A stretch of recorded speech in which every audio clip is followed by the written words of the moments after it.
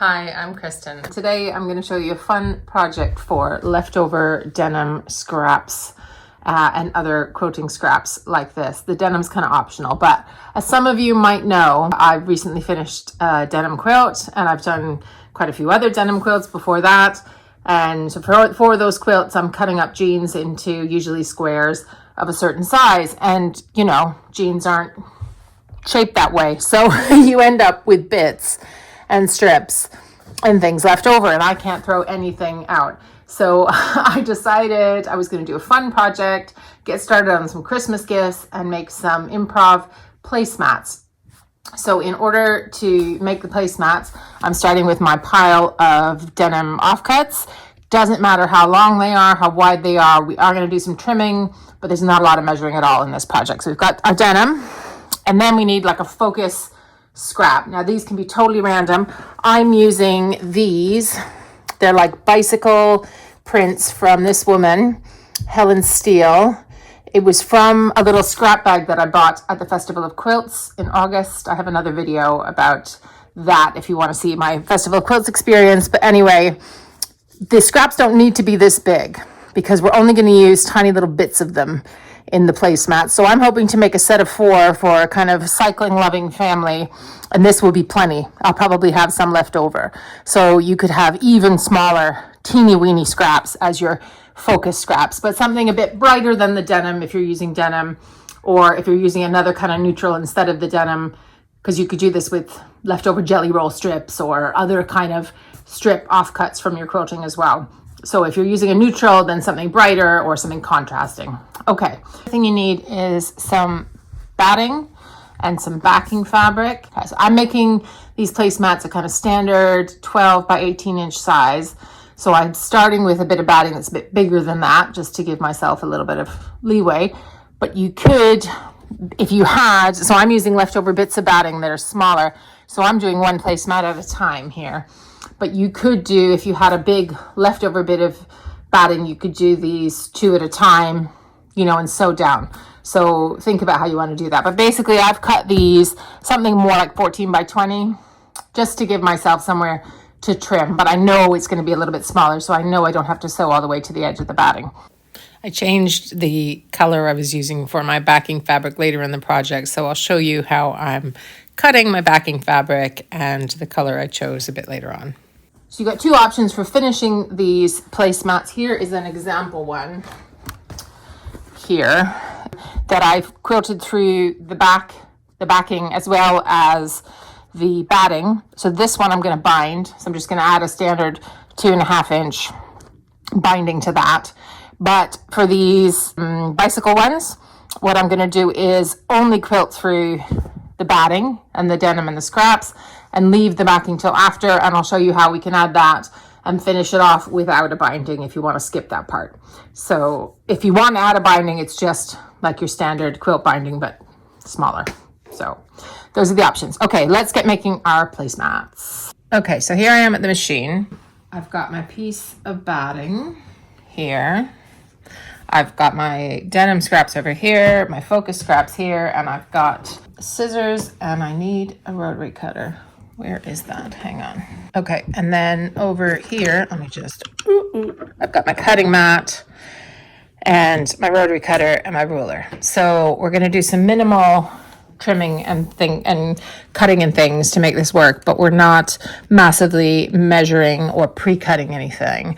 It's very much an improv kind of thing. So the only thing we need to do is make sure that the batting is slightly bigger than the 12 by 18 inch placemat that we want. Okay. I've got like a neon green thread in here for my top thread. My bobbin is just like a gray basic bobbin thread, so we're not going to see that much. You might notice I've got my stitch length set at 3 there, sorry, which is a bit longer than you would normally have for piecing, but it's good for sort of top stitching and quilting. And I'm just going to leave it at that for both of it. This is kind of a stitch and variation on a stitch and flip kind of a method. And I'm just going to keep it at that because I'm going to be joining and then also top stitching stroke quilting over top of it. So it's going to be fine. It's going to be secure, but I don't want to be constantly changing my stitch length and changing my top thread. So I'm using the pretty color for both. Okay, so you can choose if that's what you want to do. Right, so what we're going to do basically is we're going to do, as you probably saw in the example, a bunch of denim strips. And then if they're not, so some of them might be long enough. Let me find one. This one. So once I've trimmed this one, for example, let me move this. Once I've trimmed this one, it'll be as long as the whole placemat. So that's fine. But there'll be some, like this one, that are not. So I'm going to join a bunch of these by adding a bit of a focus scrap in between. So the first thing that I'm doing, I'm just doing one sort of row at a time, is trimming the scrap to basically as wide as it can be all the way across. So for example, this one, let's just show you about the cutting mat here. Okay, so this obviously goes off in a jet. I don't need it to be super perfect. I just want it to be roughly the same all the way down. So if I'm lining up, seeing here on my ruler that that's as wide as that is, then I'm just going to trim off this bit, okay? And then in order to make the rest of my row on my plate, I'm not worrying about the other side, make the rest of my row on my placemat, I'll find something else in my pile. And I'm using a mix of different colored denims that I can cut to be similar. So this one, I'll still have another bit left on here I can use for another row. So I'm just going to make this similar width. Doesn't have to be perfect. Okay. So that's what I'm doing for those two. And then I've got this one that's going to be the same. It's going to be long enough to go all the way down. I'll fold that one just to make it easier. And I probably don't want this scraggly bit at the end. That's probably too thin for what I want. And someone said in the comments recently that they watched the videos and they're like, I don't know where she's going with this. And then it comes clear at the end. So if you're like, what is she doing? Just watch till the end. We'll be fine. Okay. So I'm just gonna do that. Get rid of that. Right. And now it's not perfectly straight, but it's straight enough for what we need. Okay. So then I'm going to go back over here. So I'm going to start here with the one that's big enough for the whole row and just put it here. So this is like, I'm facing the placemat as though it was like in front of me at dinner, I guess. Right.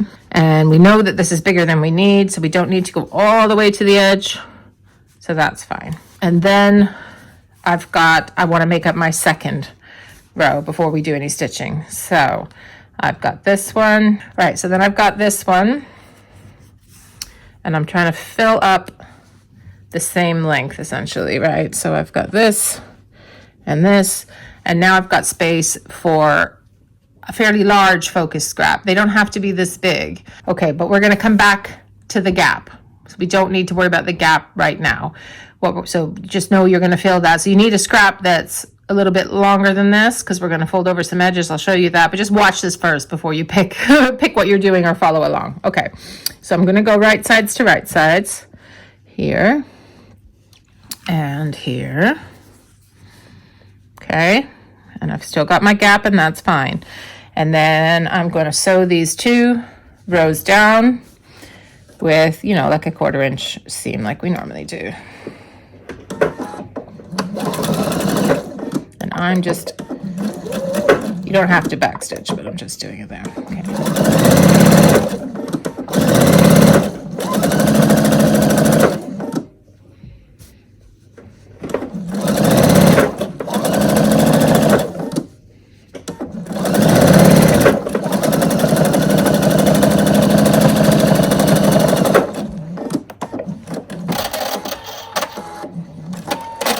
Okay.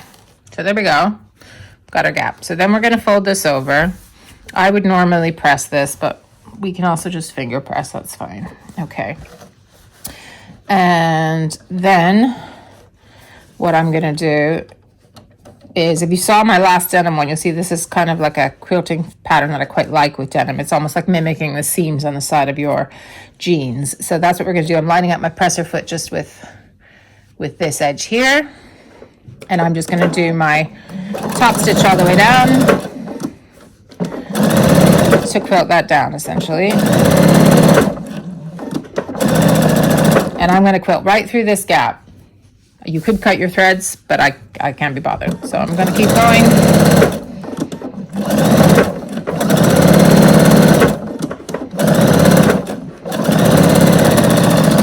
So as you can see, you could be chain piecing some more placemats and doing more than one of these at a time. Okay. Right, so now I'm going to fill this gap with my focus scrap. So I've got these bicycles. Right, so I want, which way do I want? I'm trying to see. I guess I want, I can have a bicycle going that way, I guess. Okay, so what I'm going to do is cut this. I'm going to fold this over, just so I can show you. It's going to be stitched down like that. So I need a little bit extra there. And then I don't need to fold it over on this side, but I will on the others. So just hang on. I'm just going to trim this and then show you. Okay, so this is the size I'm going with. This is not scientific, right? This is just, I want it to be a little bit bigger because I'm going to, again, I would normally do this with the iron, but I just want to show you. So finger press that. And then I'm going to finger press that. And it just needs to, when it's folded, it just needs to cover the raw edge here and the raw edge on the other side. That's fine. Yeah, we're doing that. Okay. And then I'm going to do the same thing here. So I am going to press this because I can't finger press and keep that folded down. Hang on. Okay. So I'm just folding over the one edge on the long side. And then on these short sides, it's basically 3 sides that I'm doing this on. And this is just the way I've been playing with it. You can decide you could do raw edge for these focus scraps if you don't want to do this. Or you could wait for another row, I'll show you in a second, and you could fold over all 4 edges. But I like it like this, so this is how I'm doing it. Okay, so here I am. So I've got my focus scrap, and we're just covering the raw edges, and I'm kind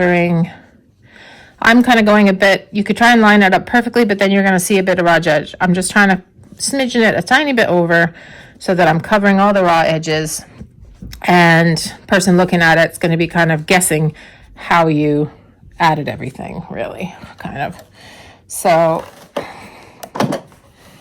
and then I'm going to go all around 3 sides, really close to the edge with that, or 3 stitch length.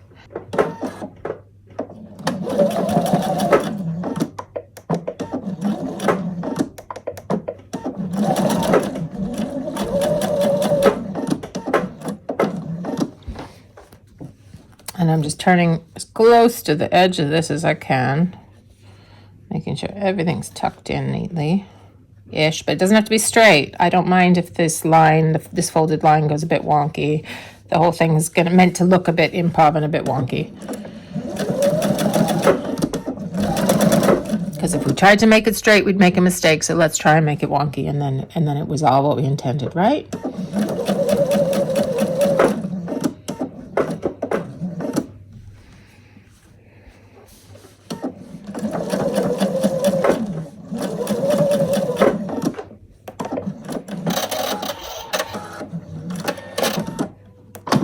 Okay, so hopefully you can see that.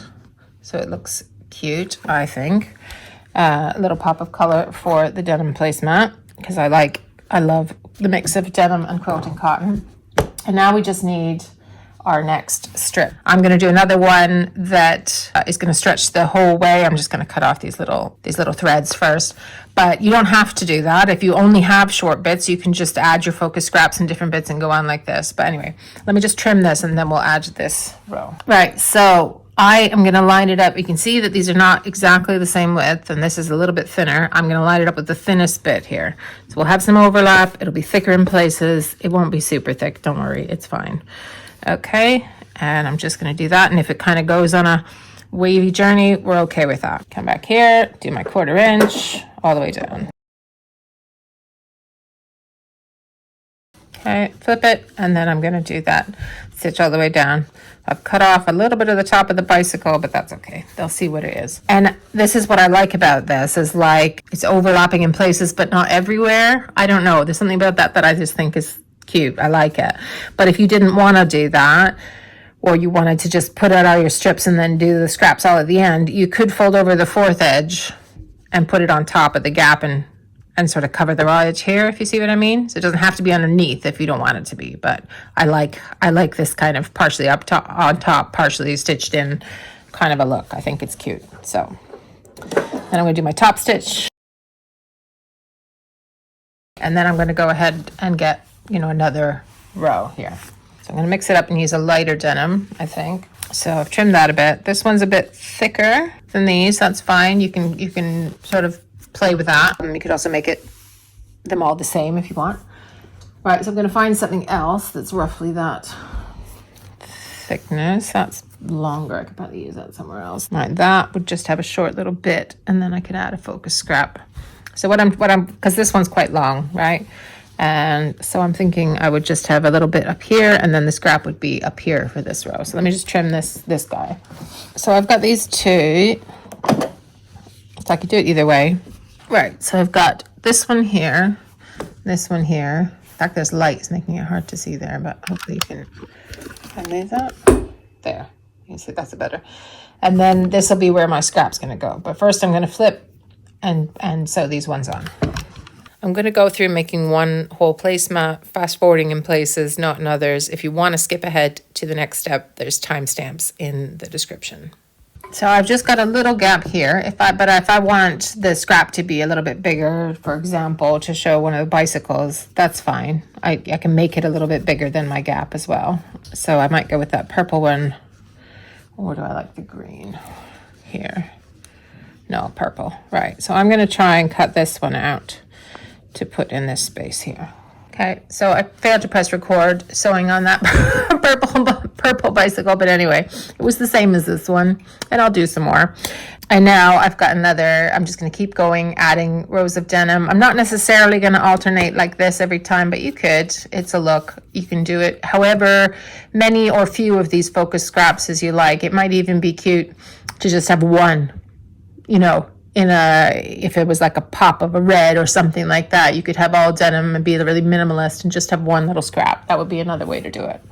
So I said I wasn't going to alternate, but I actually just found this strip that's going to go all the way. So I think I'm going to trim that down and use that. Okay, and I can just cut this bit off, and that can be a strip, partial strip for somewhere in another row, right? So fold that over. I didn't mention earlier about the batting. I'm using scraps of polyester batting here. But you could use, if it's just for a placemat, you're just putting dinner plates and things like that on it. You can use, 80-20. You could use cotton. You can use polyester. That's all fine. If you want it to be like a hot plate, like for the dish that you actually cooked the meal in, then you probably want to use Insole Bright. I'll put a link in the description. You've probably heard of it. It's the same stuff that people use to make like oven mitts and things like that. Okay, so I've now made 4 of these, and I'm gonna trim them up, and then we're gonna add the backing. So because I've done it kind of improv, all the lines aren't straight. I'm kind of roughly wanting it to be, that 18 by 12. I've been kind of going 12 and a half, just making it a tiny bit bigger. You would maybe make it 18 and a quarter, because we're gonna have a 1/4-inch seam all the way around here to add our backing. But like, these are placemats, guys. They're not clothing, so it doesn't have to be precise. So we can just, whatever looks the best and is roughly the right size, and then we're going to do the same size for all the other ones. But what I'm kind of doing is trying to line up a couple of these lines so that it's sort of, it's not totally skew-if. It's like something straight up and down somewhere, right? But we don't have to do that. Okay, so I'm just trimming straight all the way around.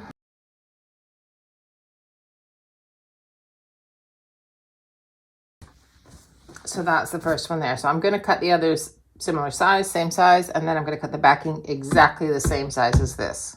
Exactly. Okay. So I have my 4 trimmed placemats with no backing yet. And we're going to, I'm just going to cut the backing fabric literally to match the size of this. So rather than measuring it, I'm going to use this as the template to cut the backing, because I prefer to do that and then I know it's exactly the right size. So I'm just going to go press some backing fabric and do that, and then we'll sew it on.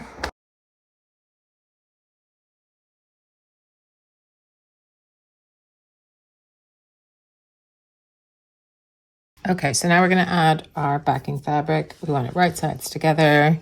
This is a solid, so you can't tell which is which, but if it was patterned, just right sides together. And we're going to start on the side and leave a turning gap for turning this right side round. Because obviously if you're sitting with your placemat or you've put this in front of a guest, the long side's going to be facing them. So we're going to put the turning gap on the side.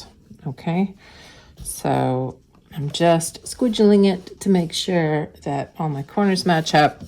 And the turning gap, 3 or 4 inches is good. So I'm going to start around here, and I'm going to start with a back stitch.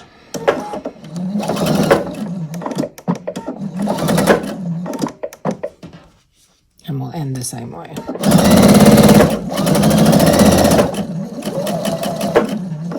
And I'm sewing with a 1/4 inch all the way around, and I haven't done it yet. I'm going to do it now. I'm putting my stitch length down to 2.5 for this bit.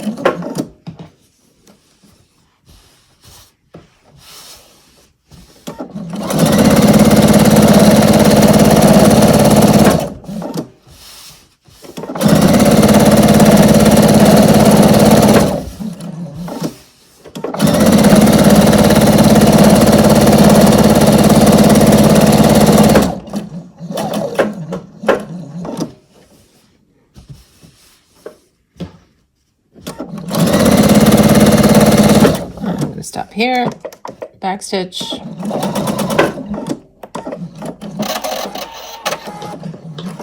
and this will be where I'm gonna turn it. So before I turn it though, if we are concerned about this, we are going to remove any threads that are stuck on the back now. Any little wisps of things, especially if you have a light colored backing fabric, although let's be honest, we want this to be backing fabric down on the table with a plate on top. So if you don't want to do this part, don't worry about it. But if you're worried about little threads showing through, then now is the time. Okay, the other thing we're going to do now is clip our corners. Obviously not cutting the seam, just like across, like that. And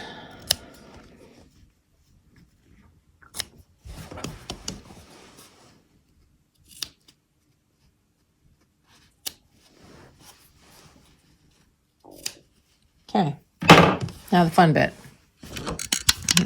Here we go. So we're going to reach your hand in, get one of the far corners and pull it through. And then you should be able to just push the rest of it through, shimmy and pull. This is why we're back stitching at that turning gap, so that it doesn't pop open. Seams don't pop open when we're doing this.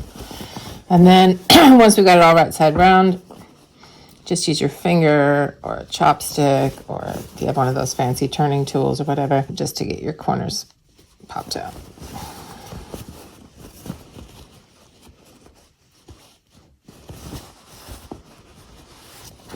Okay. Now, once we've done that, it's going to look a bit poofy. So we are going to press it flat and kind of press this turning gap in so that we can close it up. Okay, so I'm just gonna kind of push it, flatten it. Here's the turning gap. So we're just gonna kind of push it in for now.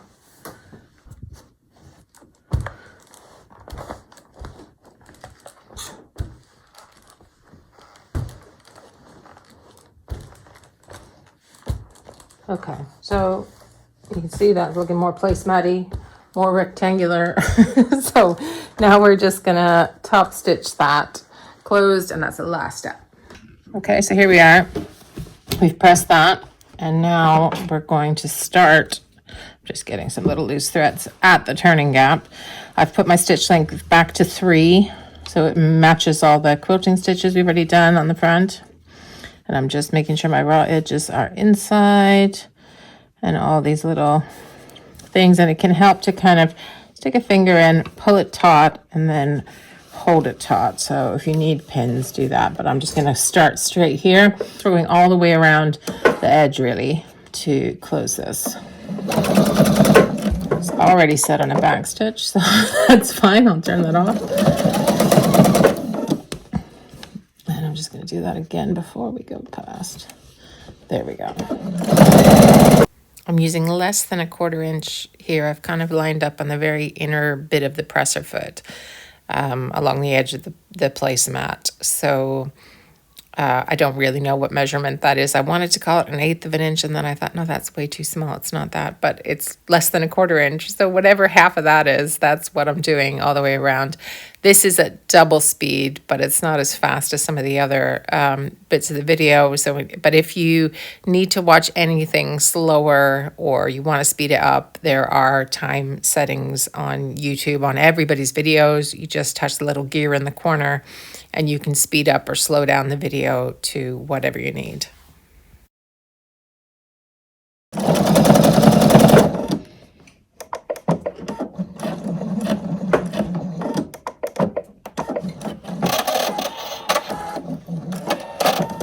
Okay. And there we go. Our finished placemat. I'll take some better photos and show you. I really had fun making these. Had a little show on in the background when I wasn't filming. And I think they're going to make good, quick Christmas gifts, and used up a bit of that pile of denim scraps. So I hope you enjoyed that. If you like scrappy, no pressure projects like this, then, and you haven't already subscribed to the channel, then do please subscribe, hit the bell for notifications, leave me a comment, let me know what you thought, and I hope to see you again next time. Thanks so much for spending time with me. Bye.